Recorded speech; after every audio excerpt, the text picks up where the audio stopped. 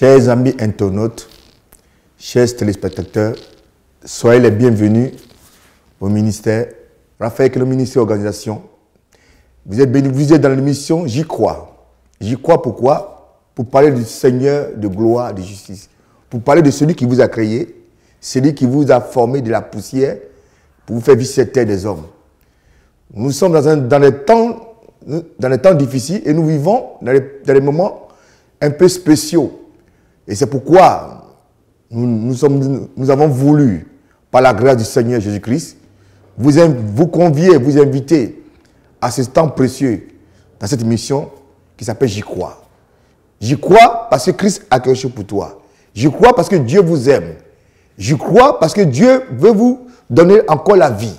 J'y crois parce que Dieu, à travers son Fils, Jésus-Christ, vous donne le salut. C'est pourquoi nous invitons à nous suivre, à vous approprier, à prendre part à ce moment-là. Soyez les bienvenus.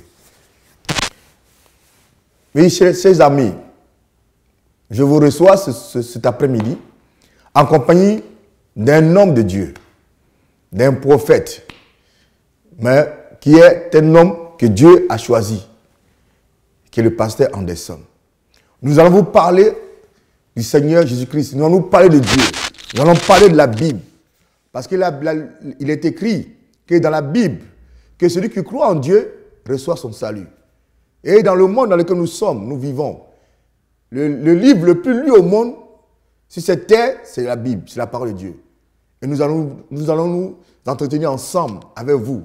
Chers amis, c'est pour vous que nous sommes là. Parce que Jésus vous aime. Amen. Chers amis, mesdames, messieurs, nous allons vous parler d'un passage biblique de la Bible, qui est le premier livre de l'Évangile du Nouveau Testament, qui est écrit Matthieu, au chapitre 28, à partir du verset 16 à 20, qui nous dit ceci. Les 11 disciples se rendirent en Galilée, sur la colline que Jésus leur avait indiquée. Dès qu'ils l'aperçurent, ils l'adorèrent. Quelques-uns cependant eurent des doutes. Alors Jésus s'approcha d'eux et leur parla ainsi. J'ai reçu tout pouvoir dans le ciel et sur la terre. Allez donc dans le monde entier, faites des disciples parmi tous les peuples. Baptisez-les au nom du Père, du Fils et du Saint-Esprit. Et apprenez-les à obéir à tout ce que je vous ai prescrit. Et voici, je suis moi-même avec vous chaque jour, jusqu'à la fin du monde. Amen. Mais il était dit dans la parole ici que Christ, le Seigneur Jésus-Christ, après sa crucifixion, comme il avait dit à ses disciples, qu'au troisième jour de sa mort, qui va être ressuscité, qui va être revenu d'entre les morts. Et la Bible dit que à ce qu'il a annoncé, cela s'est accompli. Il est ressuscité. Et maintenant, allant vers celui qui l'a envoyé sur la terre, il va laisser des consignes à ses disciples et qui dit cela, que d'aller partout, dans toute la création, dans tous les continents, dans toutes les nations, chez tous les peuples, pour annoncer comme son retour qui est bientôt. Et il a dit à ses disciples-là que de partir et de parler de lui, d'annoncer sa résurrection, qu'en fait que celui qui croira sera sauvé. Celui qui croira, qui recevra lui, aura son salut. C'est pour cela je veux poser la question au pasteur Anderson pour nous dire ce que le pasteur nous dit. Qu'est-ce que Christ veut nous dire par là? Pasteur Anderson, voici ce que la parole de Dieu nous dit. Que Christ, il dit, étant ressuscité, il dit à ses disciples, c'est-à-dire que vous et moi, toi et moi, tous ceux qui croient en lui, d'aller dans les nations et d'annoncer sa bonne nouvelle,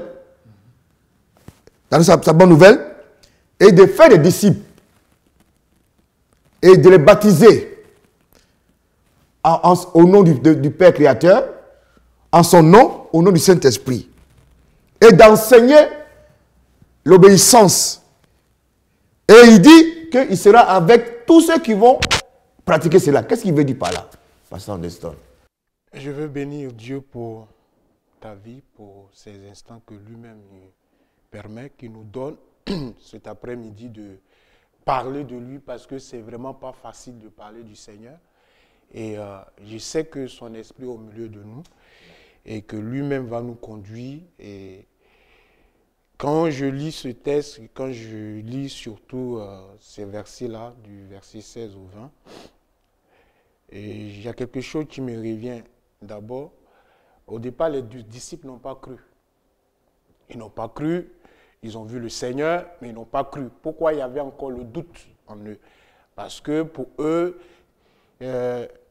c'était quelque chose de nouveau. Or, il leur avait déjà dit que je vais être crucifié, je vais mourir, mais je vais ressusciter.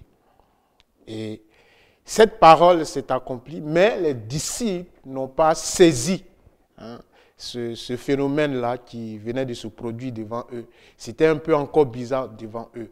Mais ce que je vais retenir, ce que je vais dire, j'ai retenu ce que je vais dire, c'est que là, le Seigneur nous commissionne, il nous envoie. Mais avant de commissionner quelqu'un, il y a d'abord un avant, un préalable. Qui veut dire qu'il faut un certain nombre de choses d'abord pour que quelqu'un soit envoyé. Pour qu'on commissionne quelqu'un, il faut un certain nombre de choses. Il faut une préparation. Or que ces personnes-là n'étaient pas encore préparées à aller parler de la part du Seigneur. Parce qu'ils ont vu le Seigneur, ils ont marché avec lui. C'était de façon charnelle. Ils étaient à proximité avec lui, ils ont marché avec lui. Mais il fallait que quelque chose arrive. Et c'est cette chose-là, quand elle s'est accomplie, il les a commissionnés. Il les a envoyés. Parce que lui-même, il dit dans Jean, je crois, au chapitre 20, verset 21, que comme le Père lui-même m'a envoyé, je vous envoie. Alléluia. Mais avant que le Père ne t'envoie, avant que le Seigneur ne t'envoie, il faut qu'il y ait un travail d'abord. Et c'est ça, moi, j'appelle ici le travail de l'esprit qui amène l'homme à la résurrection. Oui, parce que justement, parce que je veux savoir. Parce que quand je lis ici, il dit, allez donc dans le monde entier et faites des disciples parmi tous les peuples. Qui peut être disciple? Parce que quand on regarde, il dit parmi tous les peuples. C'est qui on peut dire les disciples du Christ de nos jours aujourd'hui? Est-ce que, avec tout ce qui se passe, avec, comme tu viens de rappeler, la foi de chacun, est-ce qu'à partir de cette foi-là, une personne peut devenir disciple du Christ, comme à l'époque de ses disciples? Où il y a encore des étapes à franchir? C'est qui peut être disciple de nos jours aujourd'hui?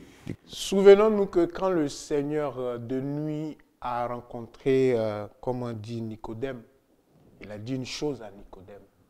Si un homme ne naît d'eau et ne naît d'esprit, il ne peut hériter du royaume des cieux. Et là, nous sommes sur un plateau spirituel. Donc, pour être disciple de Jésus-Christ de Nazareth, voilà pourquoi j'ai dit il y a un avant, il y a un pendant et il y a un après. Il faut d'abord qu'il y ait un travail au préalable. Ce travail, c'est que là, on remarque que les gens ont douté. Ils ont douté parce qu'ils étaient encore charnels. Ils ont connu le Seigneur, ils ont bien marché avec lui, mais le fait qu'il soit ressuscité, oh que ces choses, c'est des choses qu'il leur avait déjà dit, ils n'ont pas cru. Donc, pour être disciple de Dieu aujourd'hui, pour que Dieu t'envoie, te commissionne, pour que toi aussi tu ailles et que tu fasses des nations des disciples, il va falloir qu'il y ait d'abord un travail au préalable. Et que le Seigneur lui-même fasse un travail au préalable. Sinon, dans la mission qu'il t'aura assignée, la commission qu'il t'aura donnée, tu vas échouer. Et le travail, peut-être qu'on va revenir dessus, c'est un grand travail. Il faut une préparation. Il faut un certain nombre de choses pour que le Seigneur puisse te commissionner. C'est un certain nombre de choses-là que le Seigneur a accompli. C'est pour ça qu'il leur a dit, allez et faites. C'est parce qu'il a accompli des choses avec ses disciples. Il savait maintenant qu'ils étaient aptes, qu'ils étaient prêts, qu'ils étaient maintenant qualifiés pour aller dans le monde et d'en faire aussi des disciples. Mais comme vous avez parlé de travail, quel genre de travail qu'on peut se faire? Est-ce que c'est soi-même, ou bien être sous une autorité d'une personne, ou bien du Seigneur lui-même pour pouvoir travailler, ou bien comment je peux travailler? Comment ce travail qui peut m'amener à être un disciple du Seigneur? Pour être disciple du Seigneur, il y a beaucoup de choses. D'abord, il faut que tu sois d'abord appelé du Seigneur. Qu'est-ce que vous appelez appeler du Seigneur? Voilà, appelé du Seigneur, il faut qu'il t'ait choisi. Comment? De quelle manière? Parce que pour quelqu'un qui nous regarde, qui nous écoute, il voudrait savoir de quelle manière que le Seigneur puisse l'appeler, puisse le choisir. Moi, par exemple, je peux prendre mon cas de mon appel. Parce que chacun d'entre nous a été appelé différemment. D'abord, même si je peux laisser même mon cas et prendre déjà le cas de celui-là qui a écrit le livre de Matthieu. Il s'appelle Lévite, il était un publicain. C'était un fonctionnaire, il était au péage. Et un jour, le Seigneur passait par là, il a dit, suis-moi. Donc, il a laissé son travail. C'est un appel. C'est un appel direct. Donc, Lévi a tout abandonné. Il a laissé son travail et il a suivi le Seigneur. Et c'est Lévi ici qui est en train de, comment dirais-je, de nous dire, hein, de nous donner, en fait, ce qu'il avait reçu du Seigneur, qu'il est en train de partager avec nous dans ce livre-là. Donc, l'appel d'abord doit venir du Seigneur lui-même d'abord. Aujourd'hui, ça se fait par plusieurs formes. Chacun a été appelé différemment. D'autres te disent que oui, moi j'ai reçu dans ma chambre, j'étais couché et puis j'ai vu une grande lumière, j'ai vu le Seigneur Jésus et il m'a dit, viens me servir. Il y a d'autres qui disent que oui, j'ai dormi, j'ai eu un songe par exemple et dans le songe, on m'a donné une Bible. Il y a plusieurs sortes d'appels, plusieurs sortes d'appels. Amen. Je ne vais pas vous couper, pasteur. Je veux savoir, la Bible nous dit dans ce même évangile que beaucoup d'appelés, peu d'élus. Amen. Oui, c'est peu d'élus parce que ça c'est un autre aspect. Parce que si on veut parler de l'élection déjà, il l'a dit à Jérémie, avant que je ne te forme dans le ventre de ta mère, avant que tu ne te fasses sortir de là, je t'avais consacré, établi prophète des nations. L'élection, et Paul dit dans Romains que tout ce que Dieu avait connu d'avance, il les a prédestinés à être semblables à l'image de son Fils Jésus. Donc, c'est une prédestination. C'est-à-dire, avant que le monde ne soit créé, déjà, le monde ne soit établi, Dieu avait déjà élaboré un plan d'appel pour moi. C'est ça qu'on appelle l'élection. Tu avais déjà été connu, tu avais déjà été commissionné. Mais ça, c'est un appel maintenant, je peux dire, direct. C'est-à-dire, il y a des choses qui se font et tu commences à ressentir certaines choses qui te disent que, en fait, ce phénomène qui est en train de se passer sur ta vie devient un peu un phénomène que tu n'avais jamais auparavant rencontré, comme Lévi qui était assis au péage, il travaillait tranquillement, il vaquait à ses occupations quotidiennes. Et un jour comme ça, il croise le Seigneur lui dit, laisse tout ça là et suis-moi. Et il a suivi le Seigneur. Bon, on ne nous dit pas comment est-ce qu'il a résisté, il n'a pas résisté. Ça, c'est des choses qu'on ne peut pas dire, mais toujours est-il qu'il a suivi le Seigneur. Donc, pour dire quoi, quand je parlais de Nicodème, la Bible dit qu'il est parti croiser le Seigneur et le Seigneur lui a dit, si tu ne nais d'eau et d'esprit, donc pour que le Seigneur vienne et qu'il te touche, il faut que tu reçoives quelque chose de lui qui est particulier, qui est son esprit d'abord. C'est l'Esprit de Dieu qui peut t'amener, qui peut te pousser à le suivre. Amen. Amen. Amen. Oui, pasteur, comme tu viens de dire, je suis appelé sur le plan, comme il a dit, je peux devenir disciple en étant appelé par le Seigneur. Mais mon appel, est-ce qu'il est-il spirituel ou bien est-il physique? Ou bien il est les deux à la fois? Si le Seigneur m'appelle à être disciple, je dois être un disciple spirituel ou bien un disciple physique?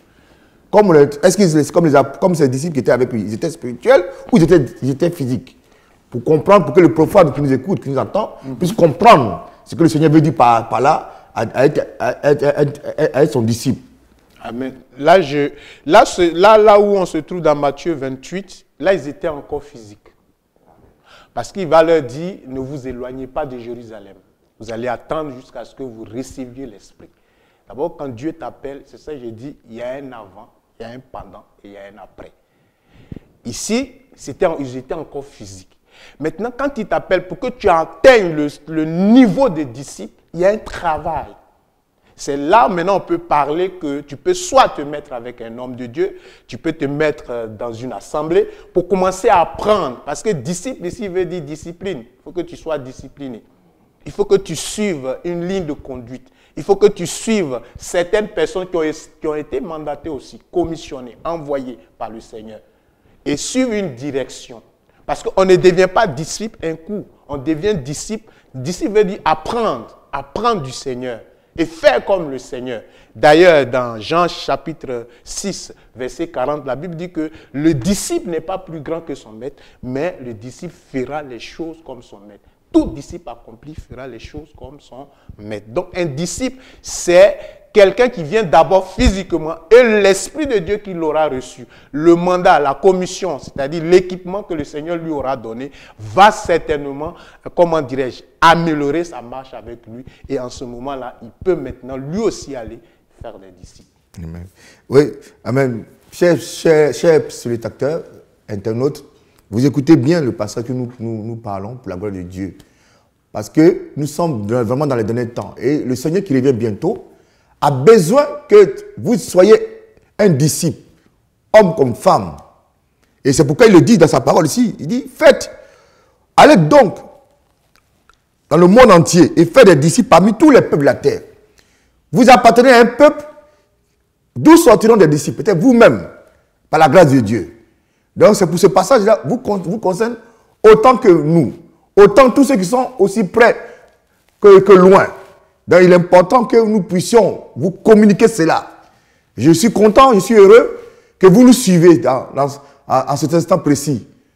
Nous bénissons votre vie pour ce passage-là. Que Dieu qui vous concerne. Amen. Amen.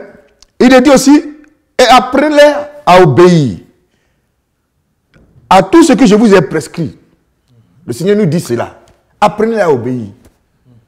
Dans ce monde-là, dans lequel nous vivons, est-ce que l'obéissance est vraiment spirituelle ou bien elle est physique? Parce que nous savons qu'on voit que dans certaines communautés, même au sein du corps de Christ, il arrive bien souvent que la désobéissance se manifeste. Qui peut obéir à tout ce que le Seigneur fait, a prescrit? Pasteur. Tout appelé de Dieu, tout enfant de Dieu, tout homme sur la terre peut être amené à obéir à la parole de Dieu, à ce que Dieu dit. L'obéissance, elle est sur les deux aspects. Elle est d'abord charnelle et le physique. Parce que si charnellement déjà tu n'obéis pas, spirituellement tu ne peux pas obéir. Voilà. Si tu n'apprends pas à obéir à un homme, tu n'apprendras pas. Voilà pourquoi Paul nous dit que celui qui ne sait pas tenir sa propre maison ne peut pas s'occuper de la maison de Dieu. Okay. Charnellement, c'est-à-dire étant déjà charnel, il faut qu'il y ait l'obéissance. Mais dans ce cas de figure-là, le Seigneur fera tout. Il fera tout ce qu'il faut. Parce que quand il t'appelle, dans l'appel, dans la commission de Dieu, Dieu a déjà tout disposé pour son disciple, pour son appelé, pour son élu. Tout est en lui. Maintenant, c'est la marche. Voilà pourquoi il permet que ce disciple-là, ou cet appelé, ou cet élu-là, aille auprès de certains hommes qui sont déjà établis, pour apprendre à parler, par exemple, à gesticuler, par exemple, et à maintenant aussi apprendre la connaissance qui est la parole de Dieu. Parce que c'est ça. C'est-à-dire, l'objectif du Seigneur ici, c'est que tu transmettes ce qu'il t'a transmis, ce qu'il t'a donné. Si tu n'apprends pas auprès des gens, si tu n'as jamais eu une formation, si tu n'as jamais marché avec certaines personnes qui t'ont donné, par exemple, une ligne de conduite, tu vas échouer dans ta mission. Donc, elle est d'abord charnelle. Il faut que tu apprennes à obéir, voilà, à des personnes d'abord. Et ensuite, quand tu auras pu obéir à certaines personnes, tu peux aussi obéir au Seigneur. Parce que Jésus a dit une chose, comment dire, la parole nous dit que tu ne peux pas prétendre aimer le Seigneur que tu ne vois pas et haïr ton prochain que tu vois. Donc, c'est à mon prochain d'abord que j'obéis et ensuite j'obéis au Seigneur. Mais si je n'arrive pas à obéir à mon prochain, je ne peux pas obéir d'abord au Seigneur. Amen. Amen. Oui, comme tu as dit, pasteur Anderson, comme la Bible le dit mais souvent, l'obéissance vaut mieux le sacrifice. Et il était écrit, je vous ai tout ce que je vous ai prescrit. C'est ça, je vous dis. Comme tu as parlé de l'obéissance, tu as dit qu'il faut obéir à tout. Mais est-ce que dans ce temps où nous sommes, est-ce que tout le monde peut obéir tellement, point par point, virgule par virgule, à chaque mot, à chaque lettre que le Seigneur a prescrit? Par exemple, je donne un exemple. Les 10 commandements que Dieu a prescrits à Moïse. Est-ce que, à commencer par nous-mêmes, est-ce que vraiment nous obéissons véritablement à ces 10 commandements? Comme je prends un exemple. Est-ce que c'est ensuite réel? Tellement, tel que le Seigneur a dit. Je disais tantôt que quand le Seigneur t'appelle, il y a déjà tout en toi. On peut obéir, Voilà pourquoi Paul dit que les œuvres de la chair, ceux qui sont nés de la chair, s'affectionnent aux choses de la chair.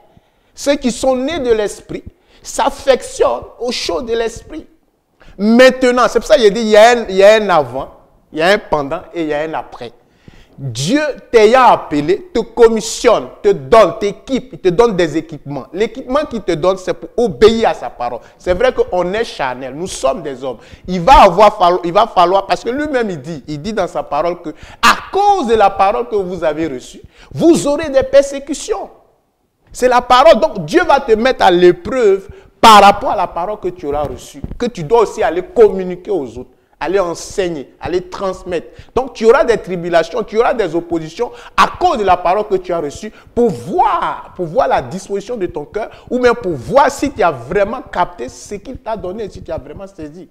Donc, on peut obéir, même dans les temps dans lesquels nous sommes. Les temps là, le Seigneur n'est pas en dehors de ces temps. Il est le même hier, il est le même aujourd'hui et il est le même éternellement. Il n'a pas changé. Donc, s'il m'a appelé, s'il m'a commissionné, c'est qu'il est capable de veiller. Il dit à Jérémie, je veille sur ma parole pour les exécuter. Donc, il mettra tout en œuvre pour que j'obéisse à sa parole. Parce que si je n'obéis pas à sa parole, je suis en dehors de la marche, du chemin qu'il aura tracé. Donc, je dois rester dans cette ligne de conduite-là qui est d'obéir à sa parole et moi-même de la communiquer aux autres pour qu'eux aussi, à leur tour, ils aillent et qu'ils communiquent. C'est en ce moment qu'on fera des disciples dans les nations. Amen. Mais pasteur, je vais revenir dessus.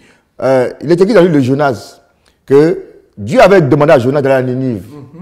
Mais comme tu connais la parole, il dit que Jonas a désobéi. Jonas ne voulait pas à Ninive. Ça fait que même... il s'est trouvé dans le ventre d'une baleine pendant 3 jours. Comment on peut interpréter cela? Pour dire, mais Jonas même qui était, comme il y a différents personnages bibliques qui se trouvent dans la Bible, qui, malgré les ordres de l'Éternel, ont failli à un certain moment. Et ils ont désobéi à la directive de l'Éternel. Comment on peut comprendre cela? Mais c'est très intéressant ce que tu viens de sortir comme l'exemple de Jonas. Ça veut dire que nul ne peut se dédouaner de l'appel du Seigneur. C'est ce que je te dis, quand le Seigneur nous appelle, il nous équipe. Que tu le veilles, que tu ne veilles pas, tu le serviras. Et si Dieu t'a dit, tu iras et tu feras des nations des disciples, tu vas aller faire des disciples. Que ce soit l'opposition de la chair, que ce soit l'opposition des hommes, que ce soit l'opposition même de la société dans laquelle nous sommes, parce qu'aujourd'hui, on est confronté à toutes sortes d'épreuves. Il y a le travail, il y a beaucoup de choses qui rentrent en ligne de compte, qui nous empêchent véritablement d'aller obéir, ou bien d'obéir plutôt au Seigneur. Mais Jonas, dans le cas de Jonas, Jonas a refusé d'aller à Ninive. Il a payé lui-même son billet pour aller à Tarsis. Ce n'était pas là-bas que le Seigneur. Mais comme il est Dieu, comme il est souverain, et ce qu'il a dit, il a dit à Jérémie, je veille sur ma parole pour l'exécuter. Il dit, Jérémie, que vois-tu? Il dit, je vois une branche d'arbre. Il dit, tu as bien vu, je veille sur ma parole. Ça veut dire que s'il t'a appelé, il va te commissionner et il va t'envoyer. Que tu le veilles toi-même ou pas, tu iras. Voilà le cas de Jonas. Jonas a désobéi, mais il a rejoint la mission que le Seigneur lui avait assignée. Donc c'est un très bon exemple pour dire que nous sommes aujourd'hui dans les temps dans lesquels nous sommes, que ce soit des temps compliqués. Il nous a aussi avertis sur ces temps. Il nous a aussi parlé sur ces temps. Il dit des temps difficiles viendront. Mais il dit à la fin ici que je serai avec vous jusqu'à la fin des temps. Il ne nous abandonne pas. Il est parti prenant de cette mission lui-même qu'il nous a donnée. C'est pour ça qu'il dit il est garant de sa parole. Il veille sur sa parole pour l'exécuter. Bien-aimé, toi qui nous écoutes, toi qui nous entends, reçois la parole de Dieu. Sois fortifié dans ton âme, dans ton esprit, dans ton corps. Sois fortifié dans ta famille, sois fortifié dans ton peuple, sois fortifié dans ta nation, sois fortifié dans ton continent. Oui, bien-aimé, toi qui as besoin de la lumière qui est le Christ, toi qui as besoin que la parole de Dieu te touche, je te communique là ce soir, cet après-midi. Reçois dans ton âme. Et que tu vives cette parole. Que tu reçoives cette parole. Et qu'elle te change, qu'elle te transforme. Et qu'elle fasse de toi un disciple du Christ, comme il a dit. Oui, bien-aimé. C'est pour toi que Christ est venu. C'est pour toi que Christ est monté à la croix. C'est pour toi que Christ a payé le prix par son sang versé. Bien-aimé, tu n'es pas n'importe qui. Tu as de la valeur, tu as du prix aux yeux de Dieu. Et c'est pourquoi cette parole que nous parlons, que nous te communiquons, c'est pour que Dieu puisse te fortifier, puisse Dieu puisse t'enlever de l'état de pécheur vers l'état de la bénédiction. C'est pourquoi nous te parlons cet après-midi. Oui, pasteur, comme tu as dit tout à l'heure, il a dit, baptisez-les au nom du Père, du Fils et du Saint-Esprit. De quel baptême que le Seigneur parle ici? Parce qu'il y a le baptême, comme vous savez, de nos frères catholiques, comme il y a le baptême aussi de nos frères évangéliques, comme il y a le baptême aussi de d'autres personnes. Mais de quel baptême ici que la Bible nous parle? Exactement. C'est le baptême de Jean-Baptiste. Et qui était Jean-Baptiste, pour celui qui nous écoute pour la première fois? Le baptême de Jean-Baptiste, en fait, c'est le baptême qu'on appelle la repentance, la rémission du péché. C'est-à-dire, on vient du monde, Dieu nous a retirés du monde, Dieu nous a retirés des coutumes, Dieu nous a retirés de beaucoup de choses. Quand on vient, on devient maintenant une nouvelle créature. Le baptême ici, c'est quoi? C'est de naître de nouveau. Et Jean-Baptiste était celui-là qui, si je veux faire l'historique, c'est un peu long, parce que Jean-Baptiste était cousin à notre Seigneur dans la chair, hein, Jésus de Nazareth selon la chair. Sa mère s'appelait Élisabeth. Et son père était Zacharie, un sacrificateur qui n'avait pas d'enfant. Sa femme était stérile. Et voilà qu'ils étaient là, ils servaient le Seigneur dans le temple et il n'y avait pas d'enfant. Et un jour, il y a un ange du Seigneur qui vient lui apparaître pour lui dire, écoute, ta femme Élisabeth sera enceinte, mais elle enfantera un fils, mais ce fils-là sera consacré au Seigneur. Et bon, dans la parole plus loin, et on nous dit que c'est ce prophète-là que le Seigneur a choisi, que Dieu a choisi pour préparer le chemin de notre Seigneur Jésus-Christ de Nazareth. Donc Jean, quand il est venu, il a amené le peuple à la repentance. Il a amené le peuple à abandonner en fait leurs anciennes pratiques, leurs coutumes, des choses qui n'honoraient pas Dieu. Et maintenant à s'investir dans un autre élan de vie, une nouvelle façon de vivre, une nouvelle façon de voir. Donc là, et la parole nous dit que aller baptiser les baptêmes ici signifie changement de mentalité. Changement d'attitude, changement de comportement, changement de processus. Parce que la vie dans laquelle nous étions auparavant ne nous a pas amenés à la perfection. Donc, il va falloir maintenant que nous changeons notre façon. C'est vrai qu'on peut te prendre, le baptême des gens, il suffit. C'est un baptême où on doit aller te plonger dans l'eau. C'est vrai, on peut te plonger dans l'eau, on peut te mettre dans l'eau, on peut te ressortir de l'eau, et puis tu ne peux pas changer. Mais si tu changes de mentalité, si tu changes d'attitude, si tu changes de pensée, je pense que ce que le Seigneur veut véritablement faire avec toi, il le fera avec toi. Il le fera avec toi parce que rien n'est impossible à notre Dieu. Rien ne lui est impossible. Et quand il t'appelle, ça veut dire qu'il englobe tout ça. C'est parce que nous, souvent, on est charnel, on est pressé. On veut aller avant le temps. On veut aller avant même ce que Dieu a dit. Il y a un temps. Il dit il y a un avant, il y a un pendant et il y a un après. C'est un processus. Et dans ce processus-là, tu ne sortiras pas, comment dirais-je, déçu ou bien abandonné, rejeté. Quel que soit le temps que ça va mettre, la parole du Seigneur s'accomplira sur toi toujours.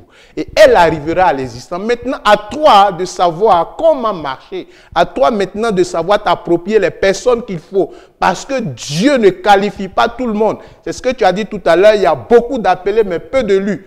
Tout le monde est appelé à venir au Seigneur. Mais l'élection détermine l'attitude de la compréhension de notre Seigneur ou bien de la connaissance de notre Seigneur. Voilà ce que je voulais apporter sur ce. Et justement, ce baptême-là, baptisé le nom du Père, est-ce que le baptême que je vais recevoir, est-ce que c'est le baptême d'eau, le baptême du Saint-Esprit? Est-ce qu'à travers ce baptême ça signifie que je ne serai plus pécheur, je ne commettrai plus de péché pour toujours? Non, j'ai dit que ça, c'est là, j'ai dit tout à l'heure que ce baptême-là, c'est un baptême d'eau. Ce n'est pas encore le baptême du Saint-Esprit. Ça veut dire changer de mentalité, changer de voix, changer d'attitude. Lui-même l'a dit aux Sadduciens, aux pharisiens qui venaient vers race de vipères qui vous a appris à fuir la colère à venir. Donc, c'est un changement d'attitude, de comportement, parce qu'on vient du monde. Par exemple, moi, je viens de l'Afrique, par exemple. Je ne suis pas juif, je ne suis pas né en Israël. Mes parents n'ont pas, comment dirais, pratiqué la Torah ou je ne sais pas quoi. Mais moi, j'ai été appelé par le Seigneur. Donc, étant africain, venant de l'Afrique, j'ai aussi mes coutumes, j'ai aussi mon éducation. Et quand je viens au Seigneur, le Seigneur me dit maintenant, il faut déposer tout ça de côté, il faut laisser ça de côté. Marche maintenant selon la nouvelle naissance que je te donne au travers de cette eau que tu as reçue. C'est un symbole, c'est une image, mais ça ne veut pas dire que je serai pur, non. Mais ça m'amène maintenant à devenir fils de Dieu, à devenir enfant de Dieu. C'est comme un enfant, quand il naît, il appartient à un père. Donc le Seigneur, quand tu veux venir à lui, quand tu veux marcher avec lui, c'est par là d'abord qu'il faut passer pour dire que tu es né maintenant de nouveau. Amen. Bien-aimé, ouais, nous sommes toujours dans l'émission J'y crois. J'y crois pour ta croyance, pour que tu sois sauvé. Christ est venu pour que tu sois sauvé. Dieu a envoyé, la Bible déclare que Dieu a tant, dans les évangiles, que Dieu a tant aimé le monde. Dieu t'a tant aimé qu'il a envoyé son Fils unique, en fait, quiconque croit en lui ne périsse pas, mais soit sauvé. Oui, bien-aimé, la parole que nous partageons avec toi, c'est pour te dire que Christ t'appelant, Christ te voulant, Christ te cherchant, Christ t'accordant le salut à travers le baptême de la repentance, tu deviens une nouvelle créature. Et de là, qu'il fait de toi son envoyé spécial. Pour que toi aussi, tu puisses aller aussi chercher d'autres personnes pour l'amener, pour l'attirer vers lui. Bien aimé, ce n'est pas la force d'un homme qui fait, mais c'est la force du Seigneur, à travers sa parole qui est véhiculée cet après-midi. Bien aimé, je déclare, je proclame que tu es béni cet après-midi. Le fait de nous entendre, le fait d'écouter surtout la parole de Dieu, tu reçois ton miracle. Tu reçois ton miracle.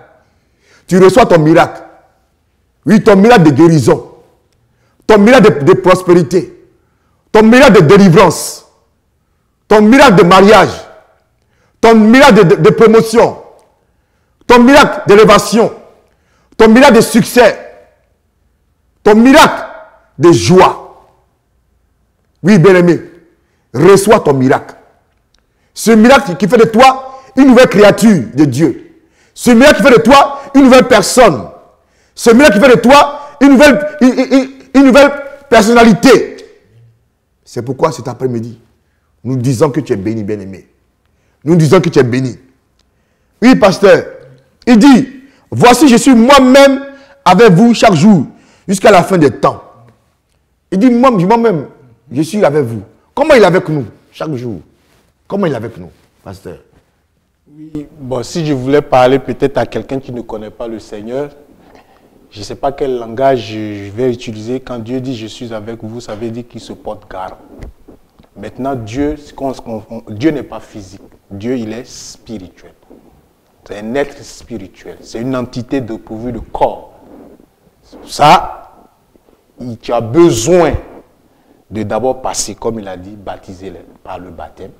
C'est un processus. Pour que tu comprennes, pour que tu captes véritablement ce qu'il est avec toi. Parce que la marche, tu marches avec quelqu'un qui n'est pas physique, tu ne le vois pas. Mais comment le voir, comment le sentir? Il y a un travail au préalable. Il y a un processus. Il y a un travail que lui-même, ce n'est pas toi qui vas l'accomplir, que lui-même il l'aura accompli en toi, qui va faire que tu vas le toucher, tu vas le palper comme on touche quelque chose de physique. Quand il dit « je suis avec vous », ça veut dire que je ne vous abandonnerai jamais. Quel que soit, si tu as abandonné par exemple tes pratiques vaudou ou tes pratiques occultes par exemple, la sorcellerie par exemple, la fornication, le péché, et tu étais dans un état, un autre état, et il vient te donner une nouvelle vie. Et ça serait un peu difficile parce qu'il y a la guerre, c'est-à-dire il y a la guerre de l'âme. Tu vas vouloir refaire ces choses, mais c'est lui encore qui va t'amener véritablement à marcher dans la droiture.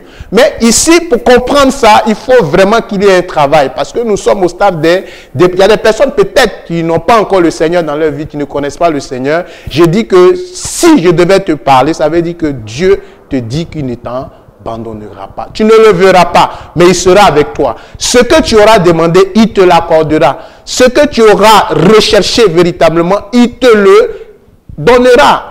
Ça, il n'y a rien à faire. C'est une garantie qu'il nous donne. Maintenant, pour quelqu'un qui est spirituel, ça veut dire qu'après maintenant que le Seigneur ait fait un travail dans ta vie, il y a des formes spirituelles qui sont en toi. Tu as l'esprit, tu as la connaissance, tu as un état de vie.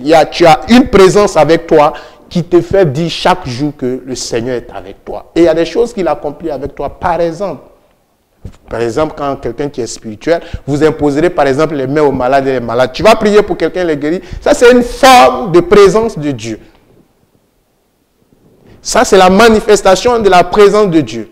Par exemple, tu as un souci, tu pries dans ta chambre et puis Dieu se révèle à toi, par exemple, dans un songe ou dans une vision et tu vois ce que tu recherchais ou bien la chose que tu attendais s'accomplit, par exemple. Ça aussi, c'est la présence de Dieu. Donc, Dieu travaille tantôt d'une manière, tantôt d'une autre. Il a des formes de manifestation. Maintenant, à nous d'être prêts, d'être actes, d'être disposés pour pouvoir le capter. Voilà ce que je pouvais dire à ces deux types de personnes. Des gens qui ne connaissent pas le Seigneur, mais comme on dit, on ne le voit pas, comment il va être avec toi. Il est avec toi, il va accomplir, il va t'accompagner dans tout ce que tu recherches, dans tout ce que tu veux avoir, et il va veiller sur toi. Voilà pourquoi il dit, je serai avec vous jusqu'à la fin du monde, jusqu'à la fin des temps, je ne vous abandonnerai pas. Et c'est ce qu'il a dit à Josué. Par exemple, Moïse qui était le grand serviteur qui a opéré des miracles et des prodiges, qui a fait sortir le peuple de l'Égypte, à un moment donné est mort. Il n'y avait plus personne pour conduire le peuple à la terre pour lui qui était Canaan. Il y avait une marche, c'était l'exode, ils étaient en train de partir. Mais le grand prophète vient de mourir, mais comment les choses vont se passer? Et il appelle Josué pour le fortifier. Il dit à Josué, je suis avec toi. Fortifie-toi, prends courage. Je marcherai devant toi comme j'ai marché avec Moïse. Amen. Je marcherai devant toi comme j'ai marché avec Moïse. Ce que j'ai fait avec Moïse, je le ferai aussi avec toi. Parce que je suis ce Dieu-là qui n'a pas changé. Et il ne change pas. Et quand il dit une chose, comme je l'ai dit tantôt, dans le cas de Jérémie, où il a appelé Jérémie, il dit, je veille sur ma parole toujours pour l'exécuter. Dieu ne nous abandonnera pas. Je ne sais pas quel problème tu traverses, quel souci qui mine ta vie, dans quelle situation tu te trouves, mais c'est Dieu dont on est venu parler ce soir, l'apôtre Conan et moi, c'est un Dieu que nous-mêmes déjà on a expérimenté. Parce qu'avant de nous asseoir sur un plateau et parler de la part de Dieu, il y a eu d'abord un préalable, il y a eu un pendant et il y aura un après. Et l'après est que toi, ce soir, tu recevras quelque chose. Toi, ce soir, quelque chose arrivera vers toi. Ce soir, quelque chose va changer dans ta vie.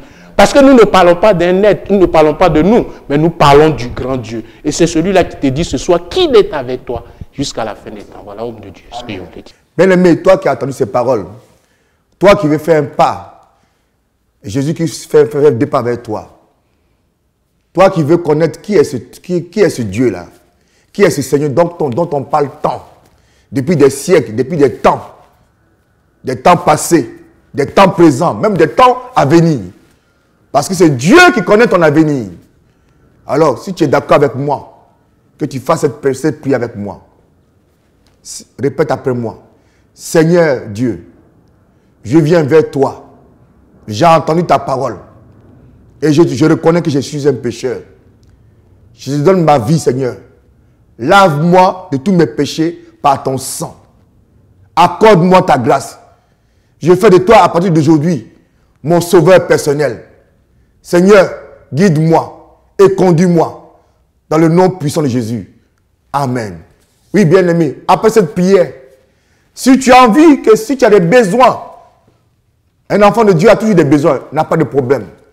Si tu as des besoins, si tu veux que nous puissions te soutenir, à ce que Dieu puisse t'exaucer, à ce que Dieu puisse t'accorder ta prière, écrit à Raphaël Kenon Ministry, organisation, 110 avenue 18 avril, 91 200 Atis-Mons, France. Émission J'y crois. Je répète, Raphaël Kenon Ministry, organisation, 110 avenue 18 avril, 91 200 Atis-Mons, émission J'y crois. Amène-nous ta source de prière. Où tu veux que nous te soutenons. Et nous prierons pour toi et Dieu te donnera cela. Dieu t'accordera cela. Oui, bien-aimé. Bien-aimé. Dieu t'aime tellement. Il a l'amour pour toi tellement que son cœur saigne. De son trône de gloire dans les cieux, il se lève pour toi, pour que tu sois heureux, heureuse. Pasteur, j'ai un passage ici de la parole qui dit que quelques-uns cependant eu des doutes. Alors pourquoi de telles personnes, des disciples censés être des disciples de Christ, qui ont vu, qui ont marché avec lui pendant son court séjour terrestre sur la terre, et qu'il a même annoncé sa mort et sa résurrection, et qu'il est ressuscité, et qu'il les invite, et ces personnes-là ont encore des doutes. Pourquoi? Oui, simplement parce que là, ils étaient encore, comme je l'ai dit tantôt, ils étaient encore charnels. Il fallait qu'un processus, il fallait un travail. Et le travail, comment dirais, le travail qui devait s'accomplir était comment dirais-je, en train d'être envisagé. Voilà. Ils étaient là encore charnels. Ils n'avaient pas encore certaines capacités requises. C'est dans la chair, c'est le manque de foi. Voilà pourquoi à un moment donné, le Seigneur va leur dire, ne vous éloignez pas de Jérusalem. Vous recevrez une puissance. C'est parce que là, c'était seulement le baptême. Ils ont été baptisés, ils ont suivi le Seigneur dans la marche, il leur avait parlé, il leur avait dit que ces choses allaient arriver. Mais ils étaient encore charnels. Et je vais parler à quelqu'un, tant que tu es dans ton état charnel, le doute va s'installer toujours. Parce que la chair fait la guerre à la chair fait la guerre à l'Esprit de Dieu, à l'appel de Dieu. Quand on veut marcher avec le Seigneur, qu'on veut faire des nations des disciples, comme on est venu aujourd'hui parler de ça ici, quand on veut faire des nations des disciples, ce n'est pas dans la chair, ce n'est pas par les œuvres de la chair, mais c'est par les œuvres de l'Esprit. Parce que celui qui est en haut, qui nous envoie, qui nous commissionne, c'est lui. Il est esprit, c'est lui qui nous donne son esprit pour accomplir. Mais là, à ce niveau-là, ils étaient encore charnels. Ils n'avaient pas encore la connaissance. Il y a beaucoup de choses qu'ils n'avaient pas encore reçues. C'est pour ça que je dis à quelqu'un, il faut que tu attendes. Il ne faudrait pas que tu te précipites. Il ne faudrait pas que tu ailles vite en besogne. Mais attends qu'un travail soit fait, soit établi en toi. Et quand tu partiras, tu gagneras. Quand je prends par exemple l'exemple de Pierre. Pierre a marché avec le Seigneur. Pierre était le disciple le plus coriace, qui était tout le temps près du Seigneur. Mais Pierre a renié 3 fois le Seigneur. Et c'est les mêmes-là qui ont douté encore. Parce qu'ils étaient charnels. Une œuvre de Dieu ne peut pas s'accomplir si on est encore charnel. Pasteur, je te coupe pas la parole. Ce que je veux te faire comprendre, je veux savoir, ce que le spectateur veut savoir aussi. Mais comment des gens qui ont vu ces miracles du Seigneur, comme tu as dit Pierre, qui ont vu le Seigneur œuvrer, comment ils puissent encore avoir le doute? Parce que c'est comme si le Seigneur actuel fait un miracle devant pour une personne. Et puis c'est le lendemain, la personne a encore le doute. Comment on peut comprendre cela? Oui, cela s'explique parce que nous sommes des hommes. Voilà. Nous sommes charnels. On dit homme de Dieu. On est encore notre état d'homme en nous. Et c'est ce que je disais, que la chair fait la guerre à l'esprit.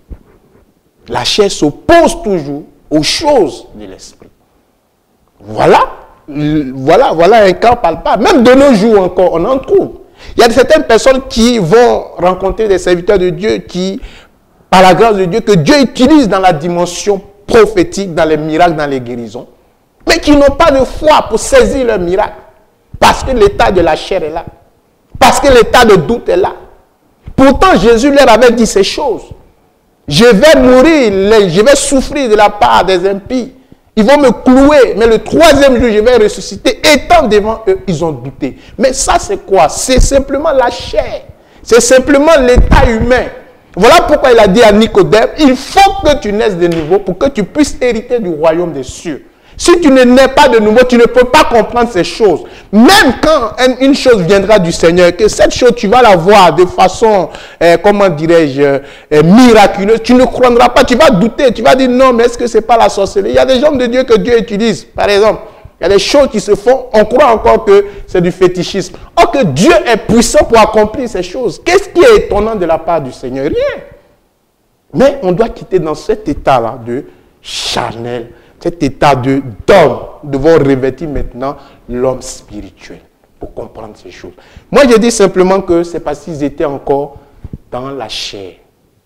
Bien qu'ils aient marché avec le Seigneur, le doute s'était... Mais rappelle-toi aussi, la même parole nous dit, ils étaient dans la barque avec le Seigneur. Et il y a eu une tempête. La mer a commencé à s'agiter. Et lui dormait sur un coussin. Et ils l'ont rêvé pour dire, Seigneur, sauve-nous, nous périssons. Quand il s'est levé, il a menacé la tempête. Il dit, homme de peu de foi. Mais la foi vient de quoi? De ce qu'on entend, et ce qu'on entend vient de la parole de Dieu. Or qu'il était la parole personnifiée qui était auprès d'eux. Jésus était dans la barque avec eux. Mais ils ont douté quand même. Alors, maintenant qu'il soit parti, qu'il soit crucifié, qu'on l'ait enterré, qu'il est mort, 3 jours après il ressuscite, mais ils n'ont pas cru, il est mort comme tout le monde. Voilà la chair, comment elle nous empêche véritablement de rentrer dans notre héritage. Voilà ce que je voulais dire, homme de Dieu. Chers spectateurs, internautes, comme vous voyez, nous sommes dans la parole de Dieu. Et nous sommes dans un temps où tu as besoin de voir, de croire et de croire. C'est pourquoi je vais t'informer, te donner des annonces pour que tu sois béni. Actuellement, nous avons différents éminents hommes de Dieu qui sont venus sur le territoire français, comme la Bible le dit, comme le Seigneur a dit. Allez donc dans le monde entier et faites des disciples parmi tous les peuples. C'est pour ça que Dieu, par sa grâce, a envoyé différents hommes de Dieu, femmes de Dieu, dont l'un s'appelle le prophète Oli David, qui est venu de la Côte d'Ivoire, et qui a son œuvre, qui a sa mission ici, à qui Dieu a confié, qui a une œuvre que Dieu lui a confiée, qui s'appelle le ministère international, le Temple de la Grâce, qui est à Saint-Denis, au 25 rue Charles Michel, 93 200 Saint-Denis. Vous qui habitez à Paris, dans la région parisienne, même en province, même en Europe, cet homme de Dieu est là pour vous. Dieu l'a mandaté en mission pour pouvoir vous apporter la bénédiction de la part du Seigneur. Vous pouvez venir les mercredis de 18h à 21h, les dimanches de culte qu'ils font de 15h à 18h30. Vous venez à Saint-Denis, vous allez rencontrer cette belle œuvre et vous serez richement bénis. Oui, bien aimé, nous avons aussi des frères et sœurs qui se rendront à la fin même de ce mois sur la tête bénie du peuple de Dieu. Dieu a choisi de toutes les nations Israël. Israël qui a été mis à part. Israël qui a été un peuple, qui est un peuple choisi au milieu des peuples. Et je vous conseille, je vous même vous encourage d'aller visiter la terre sainte, la terre d'Israël, pour connaître la naissance biblique, pour connaître d'où vient la parole de Dieu. Cette terre bénie de l'Éternel des armées. Cette terre bénie, comme la Bible dit, d'Abraham, d'Isaac, de Jacob. Et c'est pourquoi il y a divers voyages organisés, ici même en Europe, avec le pasteur Carlos Payan. Ils seront à Jérusalem du 22 février jusqu'au 4 mars. Si de vous-même, vous pouvez aller en Israël, vous pourrez vous joindre au pasteur Carlos Payan. Dans l'association, le ministère, se dénomme, se prénomme Paris, tout est possible. Amen. Paris, tout est possible. Oui, parce que la Bible nous dit, au Somme 60, au verset 14, avec Dieu, nous ferons des exploits.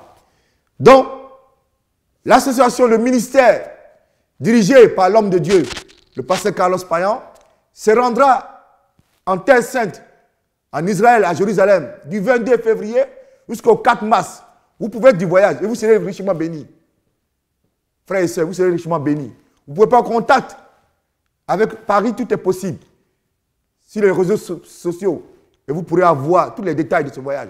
Et aussi, dans le mois de mars, nous avons une grande conférence de guérison, de miracles dans la région parisienne. Dans la région parisienne, à Chergy-Pontoise. Nous vous donnerons les détails au moment opportun. Oui, bien aimé, ce moment est riche pour nous. Oui, nous sommes dans les derniers temps. Mais la Bible dit que ce sont les signes qui annoncent le retour du Christ, le Fils bien-aimé de Dieu, qui est Jésus-Christ. La Bible dit que nous sommes héritiers de Dieu et co-héritiers en Christ.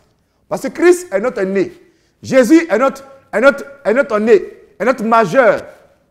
C'est pourquoi père, c'est pourquoi frère, c'est pourquoi sœur, c'est pourquoi mère, c'est pourquoi enfant, c'est pourquoi peuple de France, de l'Europe, d'Asie, d'Amérique, de l'Océanie, de l'Afrique. Vous avez autant besoin du Christ maintenant. Amen. Vous avez besoin du Christ maintenant. Pour que vous soyez sauvés, pour que vous soyez richement bénis à travers lui. Christ est pour vous. Christ vous aime. Christ vous a choisi. Christ veut vous délivrer. Christ veut vous guérir. Vous êtes bénis. Oui, pasteur. La Bible ici nous dit, les 11 disciples s'est rendus en Galilée.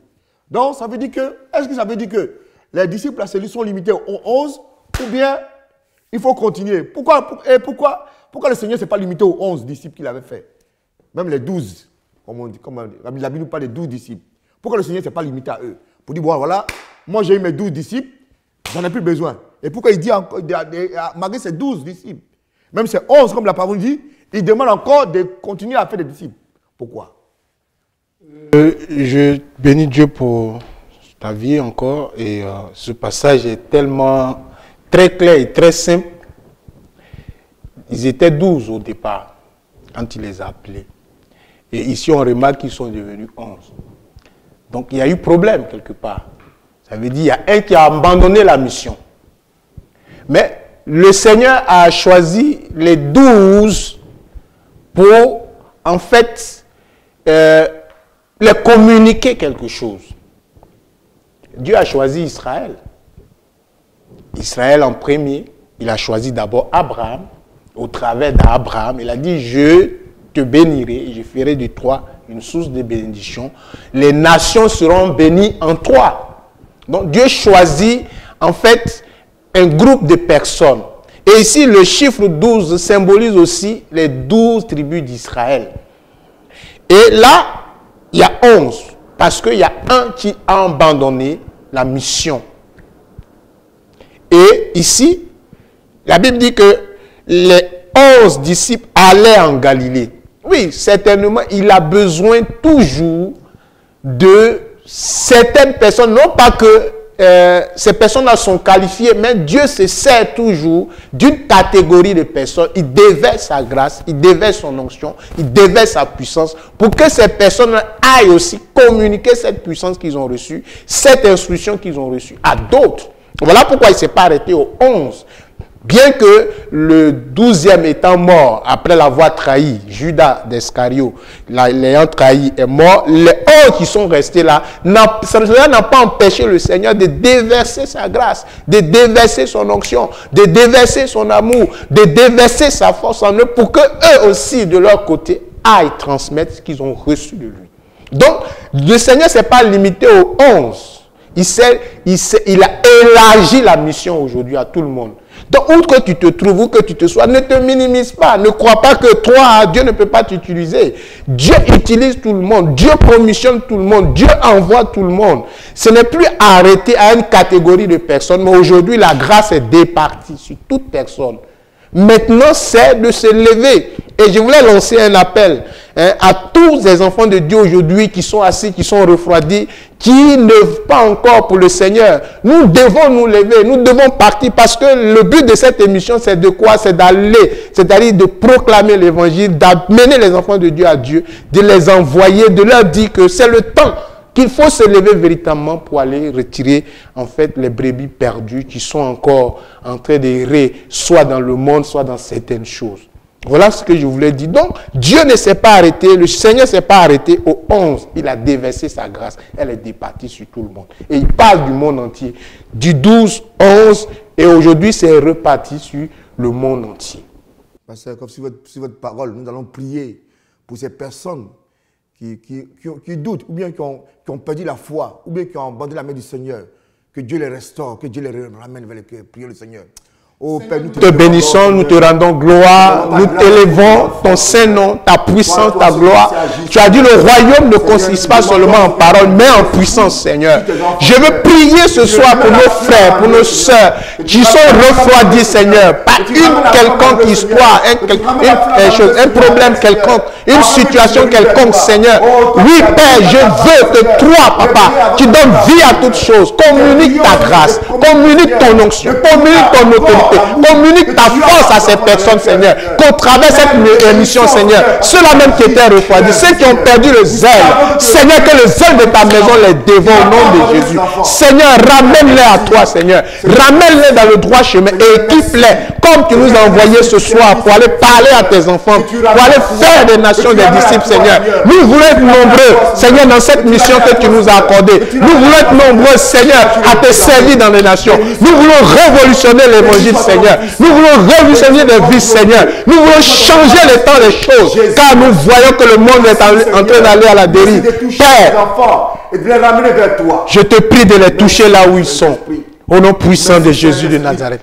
Visite-les profondément, Seigneur. Visite-les là où ils sont.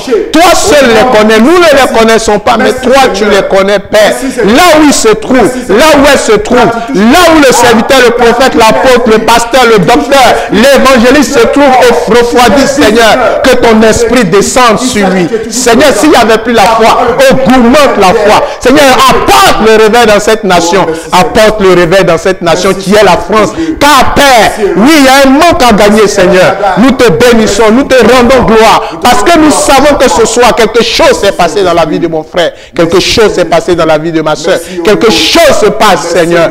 Oui, Père, déverse ta grâce maintenant, déverse ton onction, déverse ton autorité, déverse ta puissance, déverse ta gloire au nom de Jésus de Nazareth. Merci, Père. Oh Père, merci pour cette parole qui est capitale pour l'Église. Allez faire des nations des disciples. Allez faire des nations des disciples. Allez faire des nations des disciples. Seigneur, fais des nations des disciples, Seigneur. Touche les peuples, touche les peuples, touche les nations, touche les familles. Touche, Seigneur, ceux-là même qui ne t'ont pas encore connu. Nous te bénissons encore, nous te rendons la gloire au nom puissant de Jésus de Nazareth.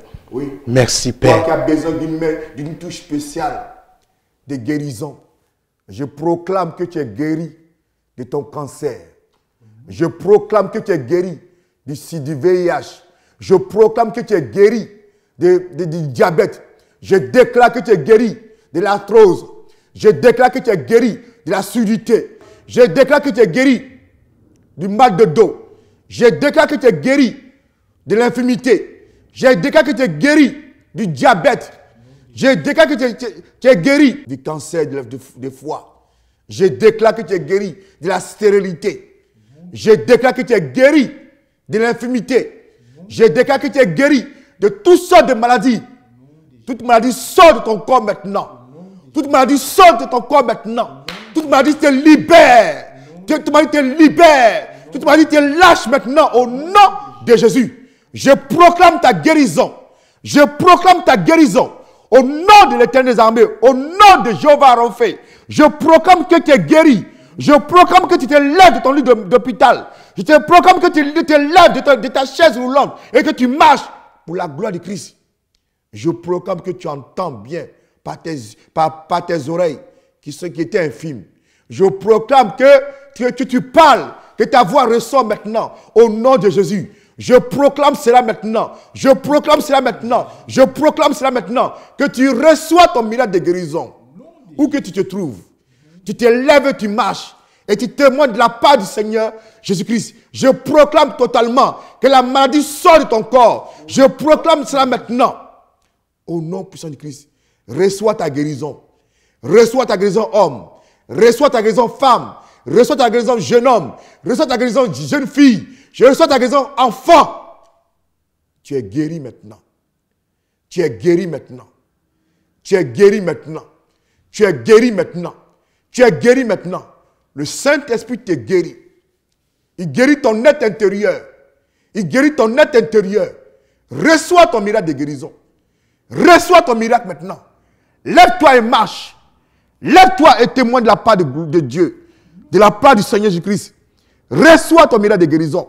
reçois maintenant, où que tu te trouves, où que tu sois, toi qui nous entends, toi qui nous vois, toi qui entends la parole de Dieu, toi qui entends la voix du Saint-Esprit, je déclare en cet instant précis que tu es guéri. Je déclare en cet instant précis que tu es libéré. Je déclare cela au nom puissant de Jésus. Merci Seigneur pour cela. Merci Seigneur pour cela. Merci pour Seigneur. Merci pour ces miracles. Merci pour ces miracles. Merci pour ces miracles. Merci pour ces miracles, Seigneur. Comme ta parole dit, voici les miracles qui accompagnent ceux qui l'ont cru. Voici les miracles qui accompagnent ceux qui l'ont cru. En ton nom, les morts ressusciteront. En ton nom, les malades seront guéris. Je sais, Seigneur, que tu as guéri ces hommes. Je sais, Seigneur, que tu as guéri ces femmes. Je sais, Seigneur, que tu as guéri ces enfants. Pour qu'ils te témoignent la reconnaissance, la gratitude, Seigneur. Comme tu as fait pour les 10 lépreux. Comme tu as fait pour Bartimée. Comme tu as réveillé Lazare de son sommeil. Seigneur, reçois toute la gloire.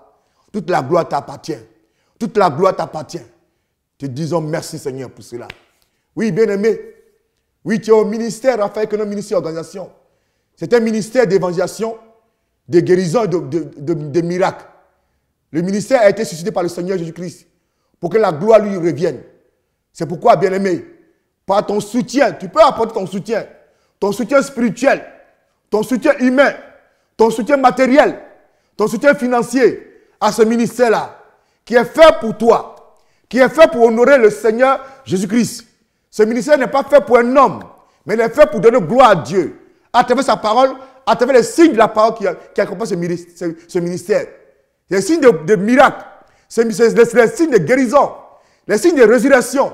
Bien-aimé, si tu as cœur à soutenir ce ministère, écris, prie, soutiens matériellement, financièrement, apporte ta connaissance, ton idée, afin que ce ministère puisse aller de l'avant, puisse grandir pour la gloire de Christ, pour l'avancement de Christ.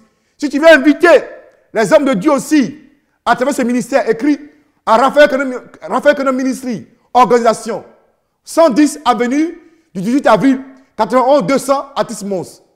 Au téléphone au 06 98 29 68. 06 98 29 68. Appelle.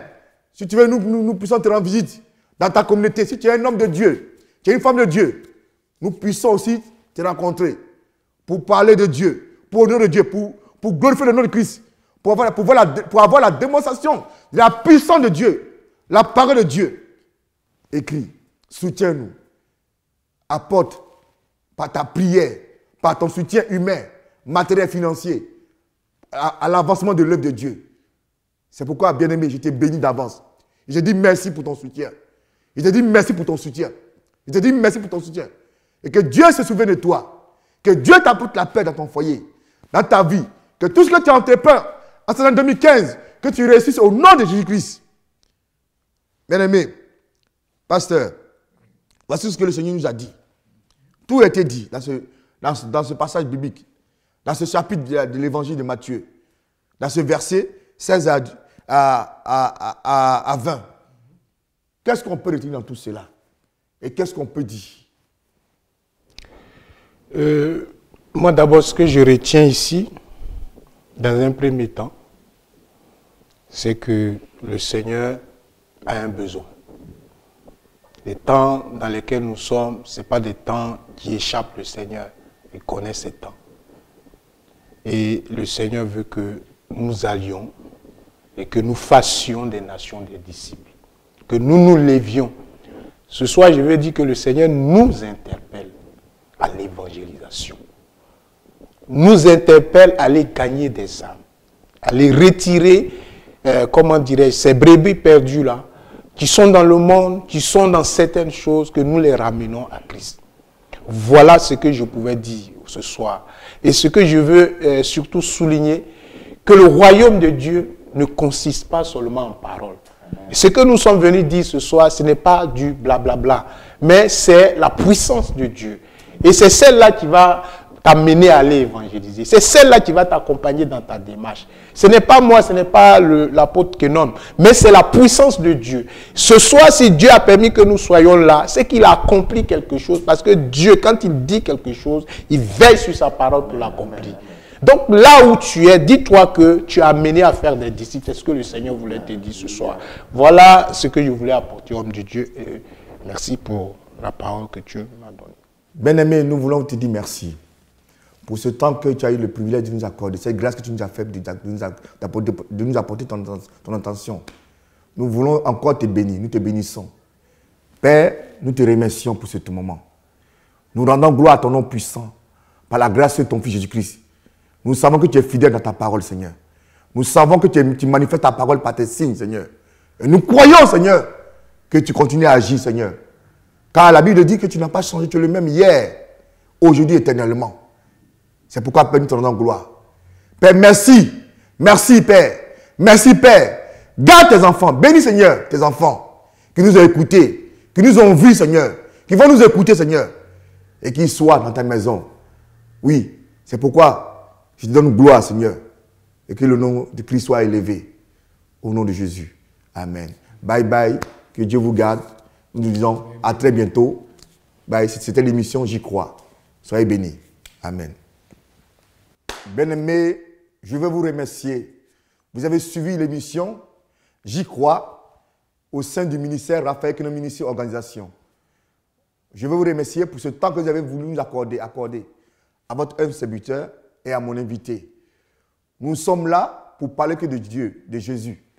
Et nous voulons, à travers lui, vous accorder la première des places. Parce que l'important, c'est que vous soyez en Christ. L'important, que vous accordez votre vie et votre famille en Christ. Parce que la Bible dit que moi et ma maison, nous servirons l'Éternel. C'est pourquoi nous disons merci. Voici que l'émission s'est achevée. Nous allons continuer ensemble de continuer à honorer le Seigneur. Amenez-nous vos remarques. Amenez-nous vos encouragements. Amenez-nous, apportez-nous vos soutiens, vos appuis pour que ces émissions puissent se faire davantage. Parce que nous avons de grandes choses à dire pour le Seigneur. Nous avons de grandes choses à faire à travers le Seigneur, avec vous. C'est pourquoi, je répète, vous pouvez apporter votre soutien spirituel par la prière, physique, par vos conseils, par vos idées, matérielles que nous avons besoin, financiers. Pour cela, vous pouvez écrire à Raphaël Kenon Ministry, organisation.com. Vous pouvez aussi aller sur Facebook, sur YouTube, sur Dailymotion, sur Hotmail, pour nous écrire. Notre email, c'est celui-là, rqmo, le chiffre 2, @outlook.com. Je répète, rqmo, le chiffre 2, @outlook.com. Pour avoir vos idées, pour avoir vos soutiens, pour que l'œuvre de Dieu puisse aller à l'avant. Parce que l'important, c'est que Christ soit honoré. Bien aimé, je vais te dire merci encore. Mille fois merci. Au nom de Christ. Et reste béni. Reste béni. Reste béni. Reste béni. Reste béni. Amen.